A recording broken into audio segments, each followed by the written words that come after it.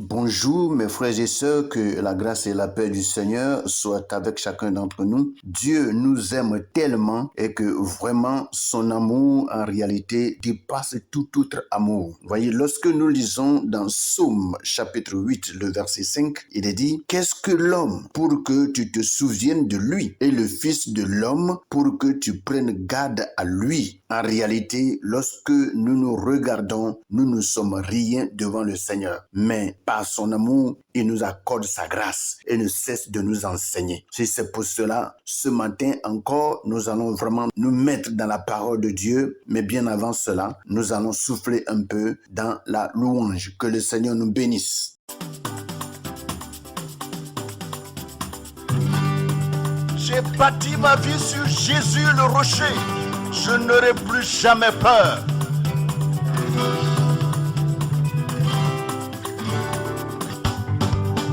J'ai bâti sur le rocher. Quand viendra la tempête, ma maison résistera. Ma maison est en Jésus. J'ai bâti sur le rocher. Quand viendra la tempête, ma maison résistera. Ma maison est en Jésus. Oh, j'ai bâti sur le rocher.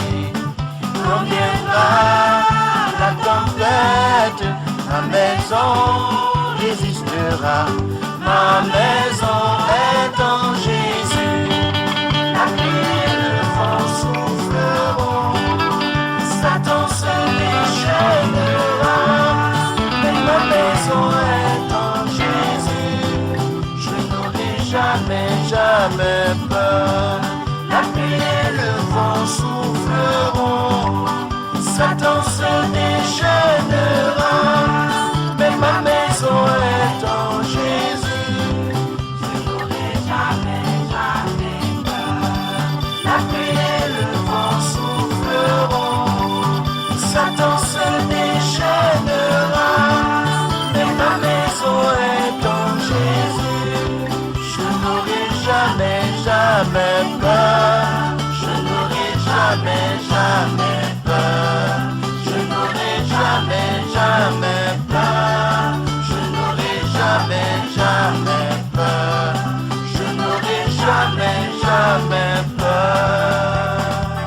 C'est pour moi une grande joie, notre Dieu, d'être au-devant de ta sainte face pour te célébrer, te glorifier et t'exalter parce que tu es bon et tes bontés, notre Père Céleste, sont, Seigneur, inépuisables et tu les manifestes chaque jour pour nous. Que toute la gloire revienne à toi, notre Père. Merci de nous avoir accordé, Seigneur, toute la nuit, d'avoir porté tes regards de protection sur la vie de chacun d'entre nous. Nous t'en sommes infiniment reconnaissants, Papa. Ce matin, nous nous remettons à toi, notre Dieu, Seigneur, pour recevoir de ta part les instructions divines pour nous amener, notre Père Céleste, à marcher avec toi dans la droiture, dans la sainteté et la pureté. Merci pour tous tes bienfaits, notre Dieu. Reçois toute la gloire, reçois la magnificence dans le nom de Jésus-Christ. Nous sommes au-devant de toi, Seigneur. Enseigne-nous, instruis-nous par ta parole dans le nom puissant de Jésus. Amen. Bonjour, frères et sœurs, que la grâce et la paix du Seigneur reposent sur chacun d'entre nous. Nous bénissons le Seigneur qui nous accorde la grâce d'être au-devant de lui ce matin et sans trop tarder, nous allons vraiment passer à notre moment de méditation. Merci à Dieu qui vraiment nous accorde cette grâce et nous allons prendre nos Bibles dans le livre de Proverbes chapitre 28 et nous allons lire ce matin du verset 4 au verset 6 et je lis dans la version Louis II. Il est écrit: ceux qui abandonnent la loi louent le méchant, mais ceux qui observent la loi s'irritent contre lui. Les hommes livrés au mal ne comprennent pas ce qui est juste, mais ceux ceux qui cherchent l'Éternel comprennent tout. Mieux vaut le pauvre qui marche dans son intégrité que celui qui a des voies tortueuses et qui est riche. Voici ce que Louis II nous dit ce matin. Nous allons sans trop tarder passer à la version français courant et nous allons lire les mêmes passages dans Proverbe 28 à partir du verset 4 au verset 6. Et je lis, il est écrit, ceux qui rejettent la loi félicitent les méchants, tandis que ceux qui l'observent les combattent. Les gens malhonnêtes ne comprennent rien au droit. Ceux qui cherchent à obéir au Seigneur comprennent tout. Mieux vaut être pauvre et se conduire avec intégrité qu'être riche et avoir une conduite tortueuse. Voici ce que Français Courant nous donne ce matin. Nous allons vraiment porter nos regards sur ces deux versions pour la méditation matinale. Sans trop tarder, nous retournons à la version Louis II et nous commençons à partir du verset 4 de Proverbe 28. Ceux qui abandonnent la loi louent le méchant, mais ceux qui observent la loi s'irritent contre lui. Et le Français courant nous dit, ceux qui rejettent la loi félicitent les méchants, tandis que ceux qui l'observent les combattent. Alléluia. Nous savons tous que quand on parle du méchant, c'est des gens qui sont habitués au mal. Et dans Louis II, il est dit le méchant. Et pendant ce temps, dans le français courant, on nous parle des méchants. On dit les méchants. Or, dans Louis II, on nous dit le méchant. Et dans Louis II, de quel méchant s'agit-il? Nous savons tous que le diable est appelé le méchant. La Bible dit qu'il est méchant. C'est un esprit méchant. On appelle Satan l'esprit méchant. Et tous ceux qui, en réalité, suivent encore Satan dans ses activités et dans ses œuvres sont aussi méchants comme lui. Parce que tel père, tel fils. Et nous le savons très souvent que lorsque vraiment le diable travaille, lui, il ne pardonne pas. Il utilise à fond sa méchanceté pour détruire. Et nous savons tous que lui, il n'est pas venu pour arranger quoi que ce soit. Car la Bible dit malheur à la terre et malheur à la mer, car le diable est descendu vers vous. Et quand on dit que le diable est descendu vers nous, ce n'est pas pour nous faire du bien, c'est pour faire le mal. Et la Bible appelle le diable méchant. Et il est dit que ceux qui abandonnent la loi louent le méchant. C'est-à-dire ceux qui vraiment abandonnent la loi de Dieu. Quand on dit la loi, c'est les règles qui régissent la vie, ou soit qui régissent vraiment une maison, qui régissent un pays, qui régissent une église, qui régissent une société ou soit une entreprise. Parce que dans tous les domaines, il y a des lois. Et ces lois sont là pour vraiment apporter de l'ordre dans la vie de l'homme. Et il est dit, ceux qui abandonnent la loi louent le méchant. C'est-à-dire, ils adorent le méchant. Satan connaît bien les 10 commandements. Il connaît les lois de Dieu. La seule chose qu'il ne peut pas faire, c'est de les pratiquer. Le diable ne pratique pas la parole de Dieu. Et c'est pour cela, lorsque le Seigneur nous a appelés, ce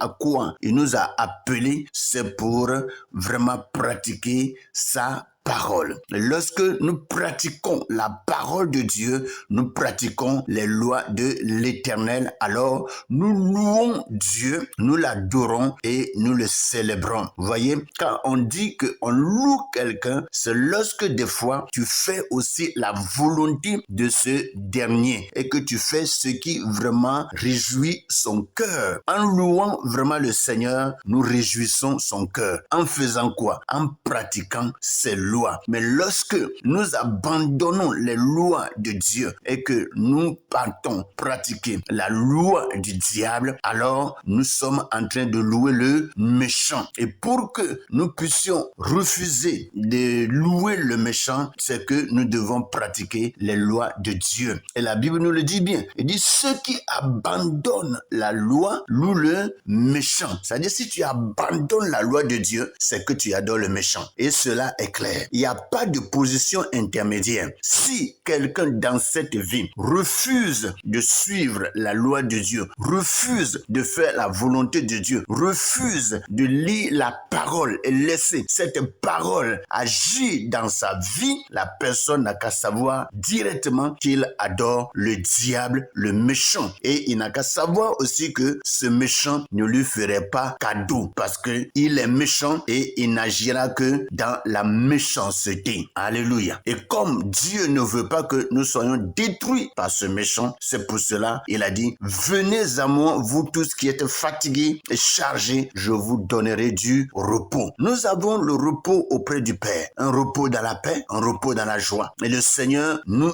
en appelle, que vraiment chacun d'entre nous profite pour embrasser cette paix, pour que le repos qui est de Dieu soit notre partage au nom de Jésus. Il est écrit, mais ceux qui observent la loi s'irritent contre lui. Vous voyez, nous devons en réalité résister aux méchants. Nous devons résister aux méchants, résister au diable. Vous voyez, Satan est là, il s'oppose à nous et il cherche à s'attaquer à notre vie. Mais la Bible dit, résistez au diable et il fuira loin de vous. Alléluia. Et si nous résistons, en quoi pouvons-nous résister? C'est en pratiquant les lois de Dieu. Vous voyez, il dit, mais ceux qui observent la loi s'irritent contre lui. Et le français courant dit que ceux qui l'observent les combattent. Ceux qui observent vraiment la loi combattent les méchants. La seule manière en réalité d'avoir la victoire sur Satan et ses démons, c'est vraiment s'attacher à la parole de Dieu. Car c'est la parole de Dieu qui nous amène à la victoire. C'est la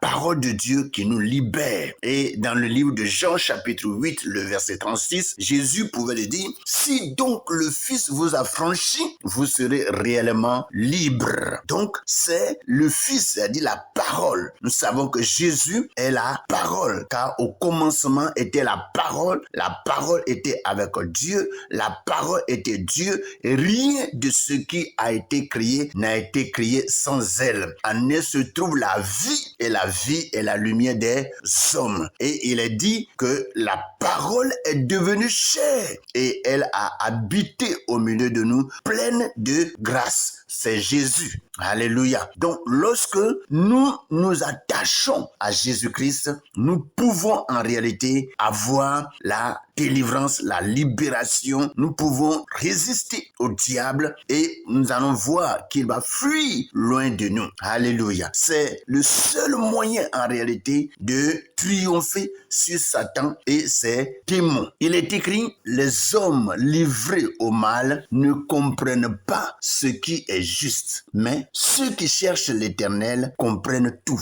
Vous allez voir que dans ce monde, il est difficile vraiment à quelqu'un qui ne connaît pas Dieu de comprendre les choses de Dieu. Et des fois, quand celui qui vraiment est en Jésus-Christ vit un miracle et témoigne, et lorsque des fois les païens écoutent certains miracles opérés dans la vie d'un chrétien, ils disent des fois que c'est pas possible. Ils croient que c'est des gens qui inventent des histoires pour vraiment élever leur Dieu. Or, il y a des choses réelles. Et très souvent, quand on parle de miracle de résurrection, le païen ne croit pas à cela. Croire que quelqu'un est mort et qu'il est ressuscité, c'est pas possible. Vous allez voir, même quand les apôtres prêchaient l'évangile à leur temps, et quand ils prêchent et qu'ils parlent de la résurrection des morts, ils disent que non. Écoutez, allez-y, on va vous entendre après là-dessus. Parce que nous n'y croyons pas. Alléluia. Et la Bible dit clairement que les hommes livrés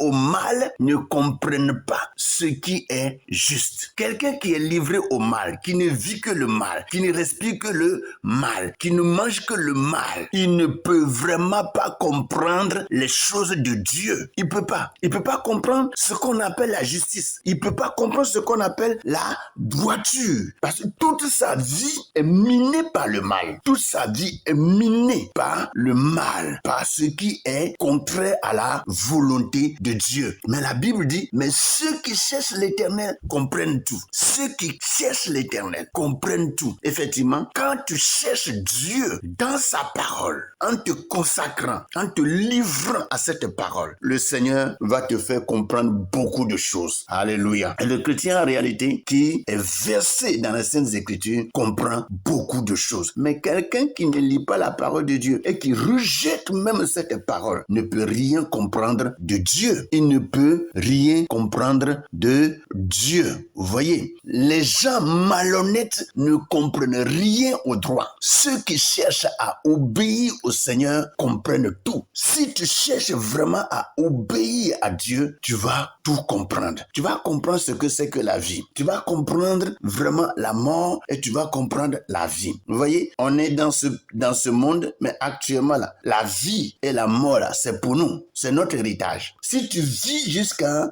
un jour, tu vas partir. Vous voyez? Un jour, tu vas partir. Mais si tu n'as pas Jésus-Christ, quand on parle de la mort, tu vas avoir peur. L'apôtre Paul pouvait dire, la mort m'est un gain. Alléluia. La mort m'est un gain. Mais il faut parler de la mort devant un païen. Il va trembler. Si tu lui dis, mon frère, là où tu es, demain, là, tu vas mourir. Tu vas voir ce dernier va pleurer toute la journée. Il va pleurer parce qu'il ne sait vraiment pas où il va. Mais lorsque on est en Jésus-Christ et on vit avec le Seigneur, nous savons que après la vie sur cette terre, Dieu nous promet une vie meilleure, qui est la vie éternelle. Comme Jésus l'a dit qu'il est venu et il est le chemin, la vérité et la vie. Et que celui qui a Jésus a la vie, mais celui qui n'a pas Jésus n'a pas la vie, mais la colère de Dieu demeure sur lui. Vous voyez? Donc, cherchons en réalité cette vie. Cherchons cette vie